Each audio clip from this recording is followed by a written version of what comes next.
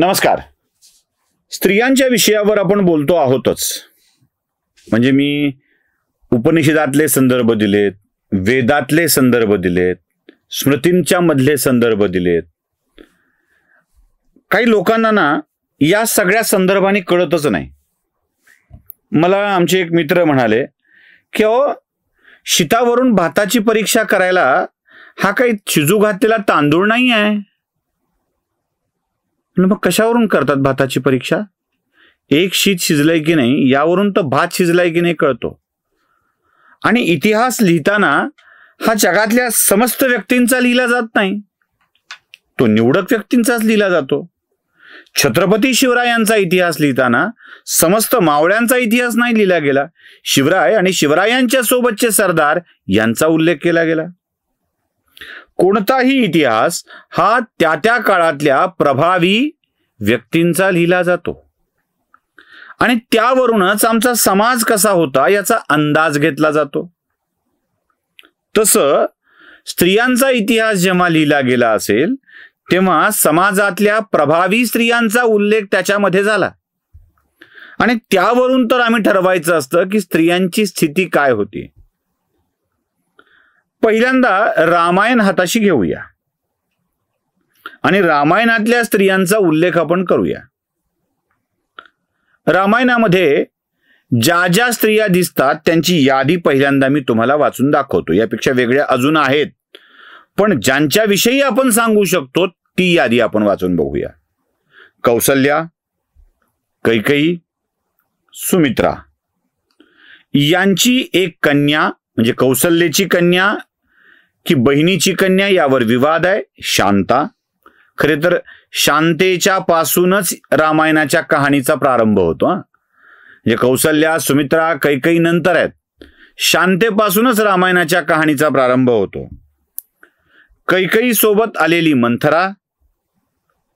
मग या पिढीनंतर पुढे ज्या स्त्रिया येतात त्या सीता, उर्मिला, मांडवी, शत्रुघ्नाची पत्नी. याच्या नंतर येणाऱ्या स्त्रियांच्या मध्ये शूर्पणखा, तारा, मंदोदरी, त्याच्या आधी रुमा, शबरी. मध्ये मध्ये या कथानकात डोकावून जाणाऱ्या स्त्रियांच्या मध्ये अहिल्या, अनुसूया आणि हनुमानाची आई अंजनी. त्यासोबत आणखी एका स्त्रीचा ओझरता उल्लेख येऊन जातो, तो म्हणजे धन्या, राजा जनकाची पत्नी, सीतेची आई. एवढ्या सगळ्यांचा उल्लेख याच्यामध्ये येतो. या सगळ्या स्त्रियांची सामाजिक स्थिती काय होती? या गुलाम होत्या, यांच्यावरती अन्याय झाले होते, यांच्यापैकी कोणी सती गेलाय, यांच्या कोणावर अन्याय झालेत, काय झालंय?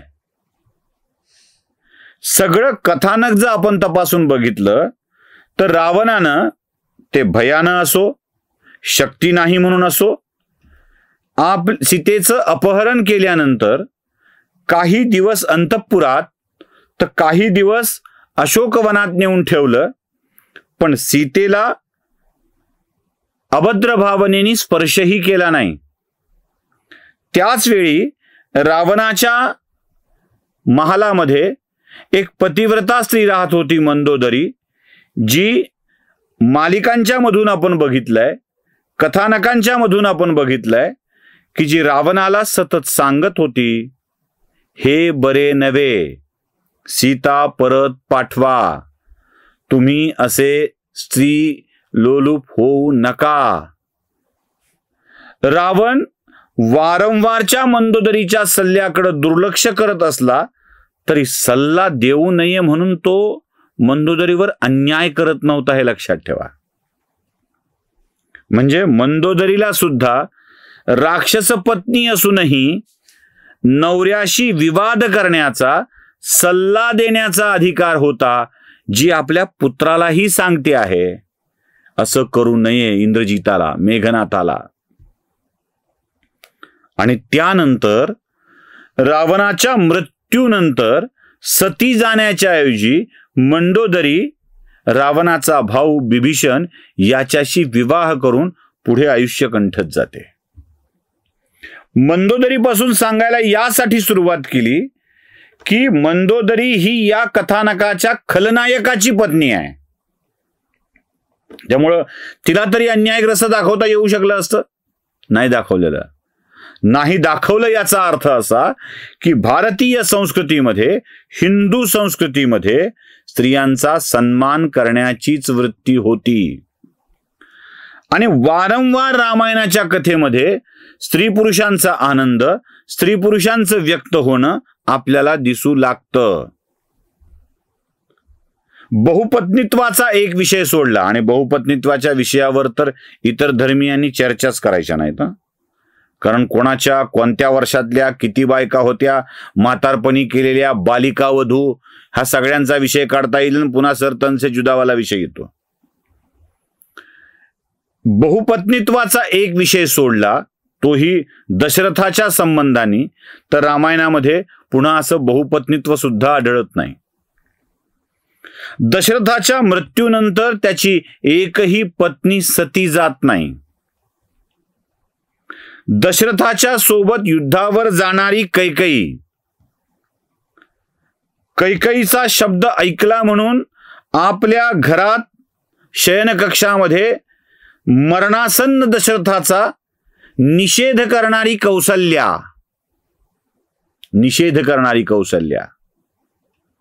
म्हणजे दशरथाला तुम्हाला बरं कसं वाटलं, तुम्ही हे असं वागूच कसं शकता, इथपासून ते तुम्ही इतके निष्ठुर कसे होऊ शकता, कडक शब्दात सुनावते कौसल्या दशरथाला, अत्यंत कडक शब्दात, की आपल्या एवढ्या प्रेम करणाऱ्या पुत्राला वनवासात जा कसं म्हणू शकता.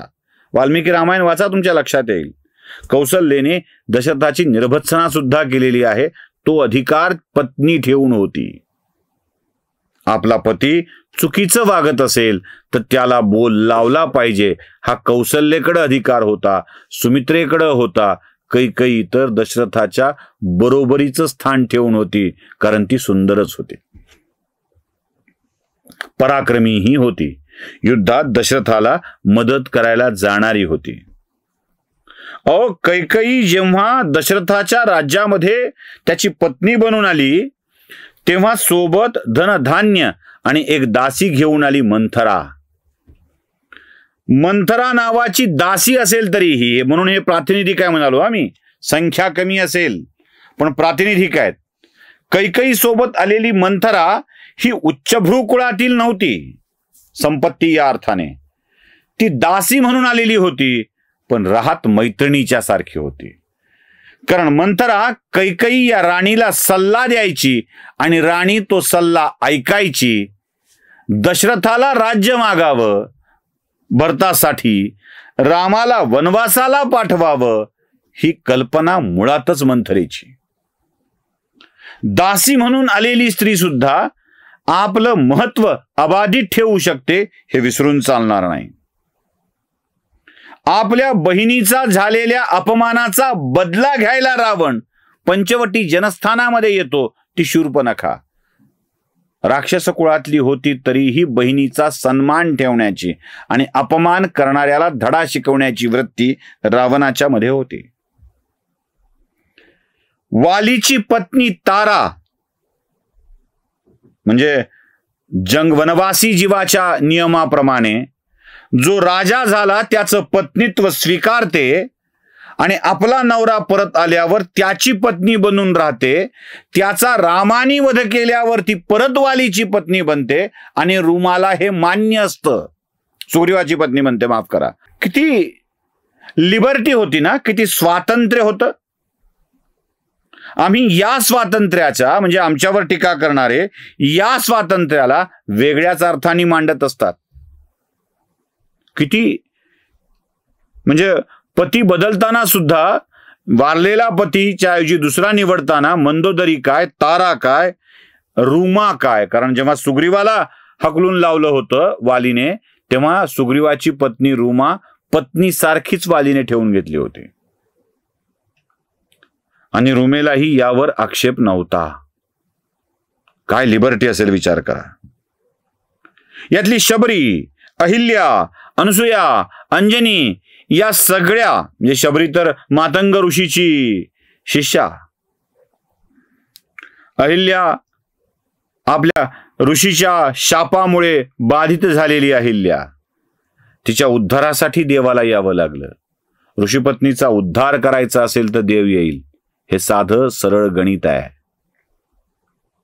अंजनी आपल्या पुत्राला जेव्हा तो इंद्राच्या वज्राने जखमी होऊन पडतो तेव्हा माझ्या पुत्राला ठीक करावं यासाठी ती देवतांच्याकडून सगळे वरदान घेते. तो रुद्राचा अवतार असतो. आपल्या पुत्रासाठी देवतांशी संघर्ष करणारी अंजनी, देवांनाही बालक करून नग्नावस्थेत आपल्या मांडीवर खेळवणारी अनुसया, या सगळ्या रामायणातील स्त्रीपात्रांच्याकडे बघितलं की आम्हाला काय कळतं? स्त्रियांचं स्थान सन्मानाचंच होतं, अपमानाचं कधीच नव्हतं. मी वेगवेगळ्या युगातल्या वेगवेगळ्या स्त्रियांच्या कथा तुम्हाला सांगणारच आहे. नमस्कार.